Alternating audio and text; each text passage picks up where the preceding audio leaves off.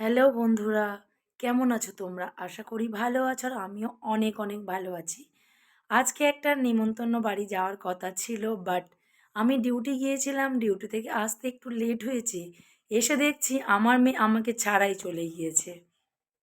আমি এইমাত্র স্নান সেরে আসলাম, এসে ড্রেস পরবো। তো চলো তোমাদেরকে একটা জিনিস আমি দেখাই। এটা দেখানোর কারণ হচ্ছে আজকে এই ড্রেসটা আমি পরবো, আর তার সাথে এই যে জিন্সের জ্যাকেটটা, এটা একজন আমাকে গিফট করেছে। আমার অনেক কাছের মানুষ, আমার অনেক প্রিয় মানুষ, সে আজ আমাকে গিফট করেছে। দুদিন আগেই গিফট করেছে, বাট আজকে আমি পরে নিমন্ত্রণ বাড়িতে যাব। তো চলো আগে পরে নিই, তারপরে দেখা হচ্ছে। আমাকে কেমন লাগছে অবশ্যই কিন্তু কমেন্ট সেকশানে জানিও। এবার বেরোবো, মেয়ের কাছে যাব।